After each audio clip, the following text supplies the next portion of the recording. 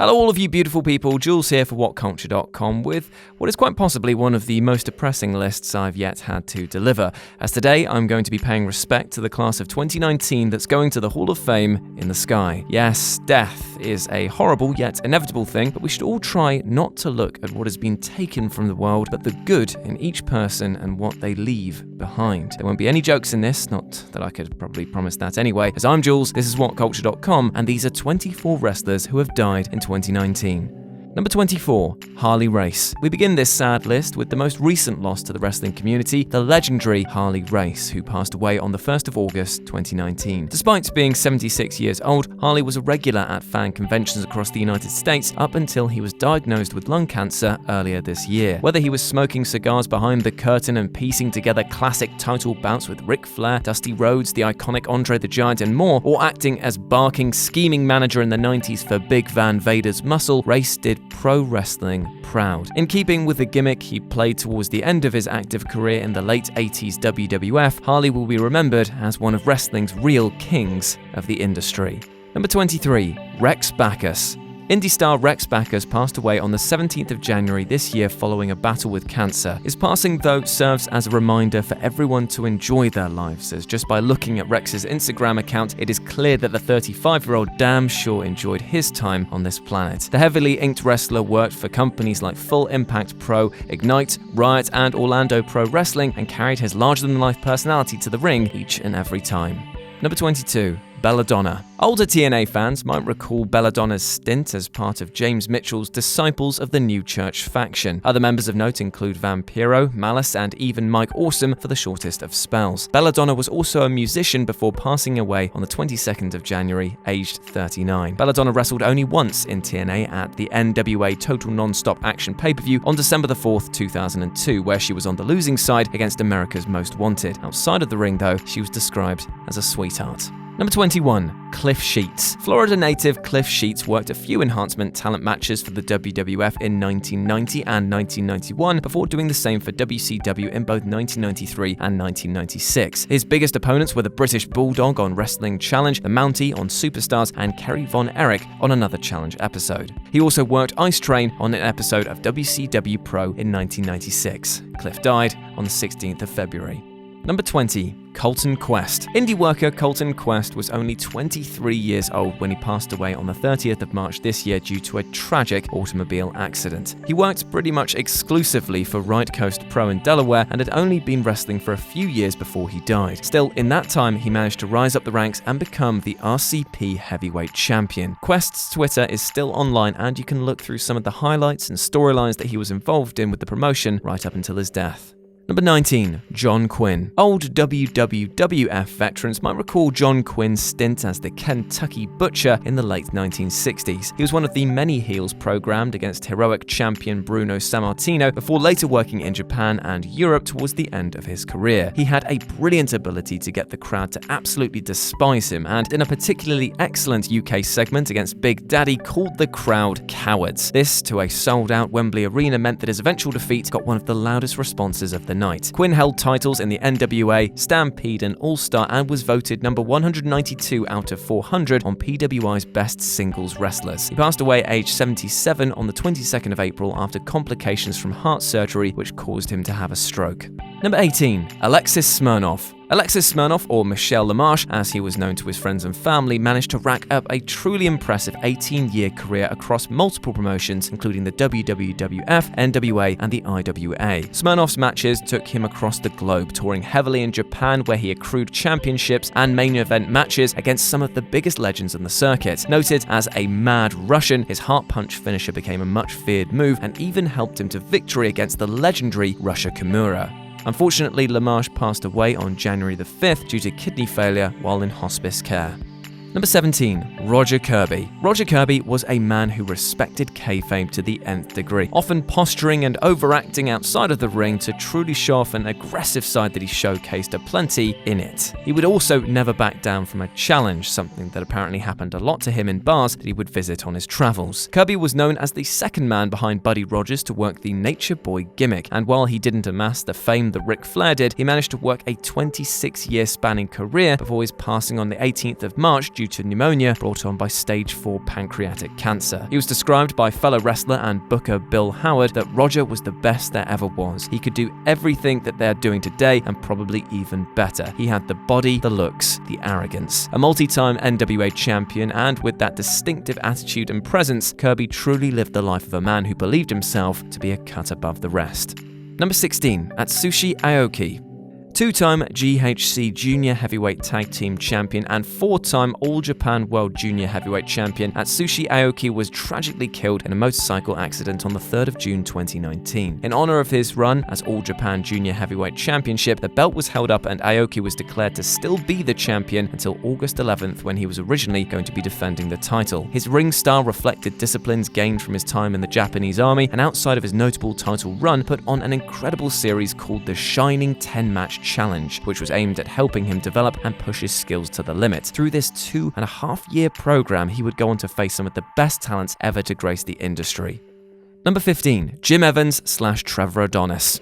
Whether he was working as Jim Evans or Trevor Adonis, this Texan tough guy was well regarded as a workmanlike pro. Helping to break in numerous talents across promotions, he is regarded by his peers as a consummate pro who helped others advance up the ladder. He even joined forces with Jim Neidhart and later carried on through the independent circuit as the Heartbreaker, possibly a reference to this time. This passion for helping promote talent actually led him to take a step away from the ring and become a booker in his later years. Sadly, he died on New Year's Day after suffering a heart attack, which was brought on by heart complications that had dogged him late last year. Number 14, KOJI KITAO. Legendary sumo star KOJI KITAO, who had an eventful, albeit futile, pro wrestling career, passed away from chronic renal failure. His death had been kept quiet until being reported by Japan's Nikkan Sports on February the 10th. The young Rikishi KITAO, then known as Futu Haguro, in 1986 became only the sport's 60th man to be promoted to Yokozuna level. The promotion was based as much on the administration's desire to find a new sumo superstar as it was KITAO's proficiency, and at an alarming 6 foot 7 inches, he certainly fit the bill. Despite his lofty title, KITAO failed to win a tournament as Yokozuna, and his sumo career came crashing down after he struck the wife of his Beia boss. Though his exit ended in disgrace, KITAO remained a hugely popular sports star, and New Japan was soon knocking on the door for his services. Although the star attraction sold out the Tokyo Dome for the first time in the company's history, his fiery temper once more cut short his run. He was fired after a falling out with booker Riki Chozu. KITAO was promptly hired by Super World of Sports. At the time, the promotion had a working arrangement with the WWE, leading to the unusual spectacle of relative unknowns KITAO and Tenryu besting top tag team Demolition at WrestleMania 7. Things ended in acrimony once more for KITAO in Super World of Sports when he infamously refused to lose a second time to fellow ex-sumo John Earthquake Tenta, a man whose record paled in comparison to his own. The match ended with KITAO booting the referee and declaring the whole of pro wrestling fake. A 1992 spell in UFI ended similarly. KITAO protested a scheduled defeat to Nobuhiko Takeda, which resulted in his frustrated opponent kicking him in the head. KITAO gradually migrated into MMA, where he competed in Pride's debut event opposite former WWE wrestler Nathan Jones. He eventually retired from the ring in 1998. He was 55 years old when he died. Number 13. Wally Yamaguchi. Yusuke Wally Yamaguchi, known amongst Western wrestling fans as the charismatic manager of Japanese stable Kaientai, died following a lengthy illness. Although Yamaguchi is best remembered by Attitude Era adherents for the infamous skit in which he supposedly performed an impromptu penectomy on porn star Val Venus after uttering the immortal line, "I choppy choppy your pee-pee," the manager also played an influential role in promoting wrestling in his homeland. During the height of the Japanese wrestling boom, Yamaguchi was one of the key figures behind the weekly Gong magazine, and also helped set up legendary hardcore wrestler Atsushi Onita's FMW promotion. He was a close friend and contact of the Wrestling Observer's Dave Meltzer, who depended on Yamaguchi for much of his Japanese coverage in the 80s and 90s. When WWE bought the Michinoku pro group Kaientai to the company, they drafted Yamaguchi in as their suited figurehead. The run reached its apex with the aforementioned angle, a consequence of Val Venus allegedly having an affair with Yamaguchi's wife. Wally passed away on the 9th of March this year. He was 60 years old. Number 12. Al Wilson. Al Wilson will forever be remembered for his comedic skits involving Dawn Marie and his daughter Tori on WWE television in 2003. He might have been the butt of the jokes in this instance, but his presence provided a memorable, if completely wacky, stepdaughter versus stepmother match for Tori at the Royal Rumble that year. Sadly, the Wilson family lost Al on the 4th of April, mere days before Tori was inducted into the WWE Hall of Fame. Number 11. Silver King. Capitalizing on the lucha boom period that hit WCW in the late 90s, Silver King worked extensively for the company between 1997 and 2000. Away from WCW, he was a success in his native Mexico with AAA and CMLL before sadly suffering a fatal heart attack during a match in London on the 11th of May 2019. The bout, promoted by Lucha Libre World, was abandoned when King collapsed mid-ring. Baron, the son of Dr. Wagner, enjoyed a long career in Mexico, more often than not teaming with El Texicano as part of Los Cowboys. Fans of the Attitude Era may best remember him for his spell in WCW, where he was a regular part of Nitro's electric cruiserweight division. After leaving Atlanta, Baron returned to his homeland to compete in New Japan Pro Wrestling's affiliate, CMLL. He was shortly selected to succeed Mark Rocco and Eddie Guerrero as the next iteration of Black Tiger, embarking on a feud with Nemesis Tiger Mask 4. Baron's career highlight arguably came outside of the ring, though, when he was cast as the villainous luchador Ramses, opposite Jack Black in the 2005 comedy Nacho Libre. Following the premiere, it wasn't uncommon to see the golden mask of the character perform in rings around Mexico. He was 51 years old when he passed. Number 10. Jacques Rougeau Sr. Long before he was broadcasting pay-per-view events as part of the WWF's French announce team and having a hilarious time doing it, Jacques Rougeau Sr. was winning titles in his native Quebec. His sons Jacques and Raymond later did the family name proud by working as the fabulous Rougeau brothers. Jacques also worked as the Mountie and as part of the Quebecers tag team. One of his biggest highlights in the ring actually came after he'd semi-stepped away from it. Teaming with his sons, he fought against notable heels Frenchie Martin and Sailor White after his semi-retirement. Jacques Sr. passed on the 1st of July after a long battle with pulmonary fibrosis. Number 9. Perro Aguayo Sr. Thanks to his notoriously tough brawling style and wild man antics, Perro Aguayo Sr. became one of the biggest box office attractions in Mexican wrestling history. When he wasn't lighting up countless shows in his homeland as one of the biggest heels, well, ever, Aguayo Sr. also became the first ever WWF light heavyweight champion in 1981. In August of 2012, he was inducted into the AAA Hall of Fame for his continued dominance over promotions in his prime. His son, Perro Jr., still wrestles today, but Perro Sr. died on the 3rd of July, aged 73. Number 8. Salvatore Bellomo. If you were to see a picture of Salvatore's beginnings in the business to those taken at the end, you would barely be able to tell that these were the same man in terms of ring presence. Originally, he was a clean-cut, straight-laced wrestler, and then by the end of his run, he was what could only be described as a wild man. Bellomo was a veteran of WWF job matches in the 80s and even lost to legendary heel manager Bobby Heenan in 1984. After staring at the lights for everyone from the Hart Foundation to Brutus Beefcake to Kamala, Bellomo had the distinction of facing Jimmy Snuka in the first ECW Championship match in 1992. After moving from the ring, he took on a position as a trainer in Belgium up until his death at the age of 67 on the 10th of February.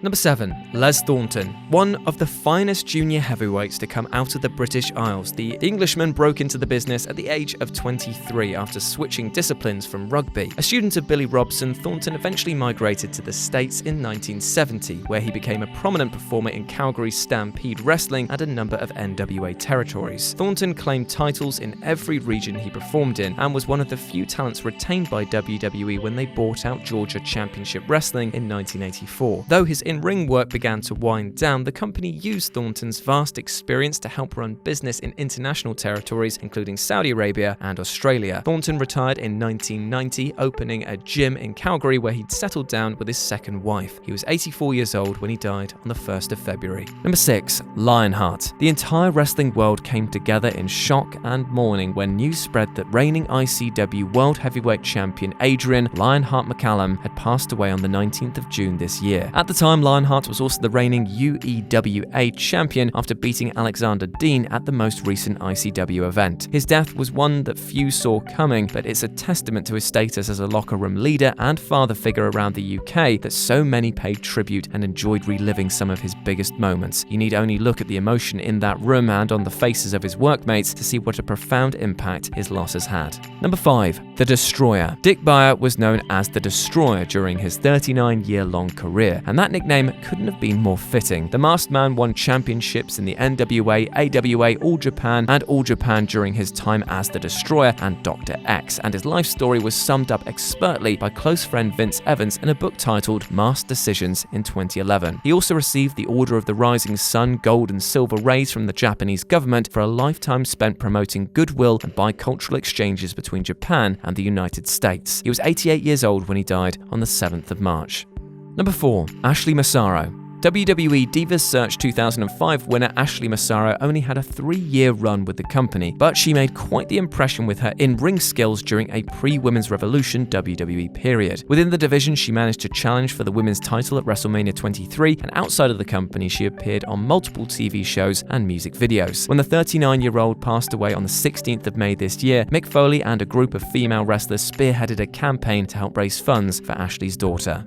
Number 3. Mean Gene Okerlund. In a career spanning over 5 decades, Okerlund established himself in the wrestling industry as one of the finest ever interviewers and presenters. At the time of his death, the tenured legend was signed to a lifetime contract with WWE, recognized as one of the company's most cherished personalities and a reassuringly familiar figure across several generations of their product. Born Eugene Arthur Okerlund on the 19th of December 1942 in South Dakota, the budding broadcast journalist swapped a career in radio for an interviewer's gig in Vern Gagney's AWA. When Vince McMahon began hoovering up the territories in the mid-80s, he caught Okerlund in his dragnet. The announcer would turn out to be one of McMahon's most valuable captures. Okerlund's assurance and professional composure in front of the camera provided the perfect counterpoint for the then WWF's hyper-exaggerated superstars, and he quickly became a staple across all of the brand's output. Completely comfortable in any role, Okerlund was omnipresent at every single WWF show, including Primetime Wrestling, Tuesday Night Titans, and every major pay-per-view. Ever dependable, he even sung the national anthem at the first WrestleMania. 9 years into his WWF stint, Okerlund was swept up by WCW in 1993 after his current employers failed to offer him a new contract. When he was joined by regular on-screen pal Hulk Hogan the following year, the pair provided fresh mainstream legitimacy to a company with realistic aspirations of expansion. Okerlund's excellence continued through his spell in Atlanta, but his return to the WWE at WrestleMania X7's gimmick Battle Royale following the company's purchase of WCW felt like a homecoming. He was retained ever since, hosting countless WWE programs and most recently appearing at Raw 25 to interview then WWE champion AJ Styles. In 2006, he was rightly inducted into WWE's Hall of Fame by Hulk Hogan. He was 76 years old when he passed. Number 2. King Kong Bundy. Back at WrestleMania 2, the huge King Kong Bundy wrestled Hulk Hogan inside a steel cage for the WWF title. That would prove to be Bundy's peak as a performer, but there was little to stop the juggernaut in other matches he'd have across the multiple promotions that he worked. Bundy died on the 4th of March. In his book, Bret Hart once wrote that the big man had a great sense of humor, heart of gold, and could often be found laughing and having a good time backstage. Outside of the ring, he appeared in numerous films and, due to his sheer size and imposing nature, left an impact almost as big as the title wins that he accrued across his career. And number 1, Pedro Morales. Pedro Morales was born on the 22nd of October 1942 in Puerto Rico, spending his formative years in the Caribbean before moving to Brooklyn when he entered his teens to complete his education. An accomplished sportsman, Morales was originally tipped for a career in Puerto Rico's Pro Baseball League, but declined the opportunity for a career in professional wrestling instead. At the age of 17, Morales began training under the wing of Barba Roja, making his New York City debut in 1959. After success in California's WWA and Mid-Pacific, Morales returned to New York where he began working for Vince McMahon Sr.'s Worldwide Wrestling Federation. Within just a year, he was selected to follow in the footsteps of Bruno Sammartino as the territory's next babyface hero. At Madison Square Garden on the 8th of February 1971, he famously dispatched Sammartino's conqueror Ivan Koloff to claim the region's top title. He'd keep firm hold of that for the next 1,000 1,027 days, proving a massive draw for the region's Puerto Rico population, selling out MSG a stunning 21 times. Morales eventually dropped the strap to Stan Stasiak in December 1973, as Sammartino returned to replace him at the top. Don Pedro's run at the pinnacle may have reached a close, but he would continue to make history in WWE following a brief excursion to Japan and AWA. After returning to the promotion, he won the Tag Team Championships alongside Bob Backlund, and further down the line, the Intercontinental Championship to become the company's first ever Triple Crown winner. The Puerto Ricans' combined reigns with the Intercontinental title totaled 619 days, a record that still stands to this day. Morales hung up his boots in 1987, becoming a road agent and Spanish-language commentator for WWF. He was inducted into their Hall of Fame in 1995 by fellow Puerto Rican Savio Vega. Morales is survived by his wife Karen and son Pedro Morales Jr.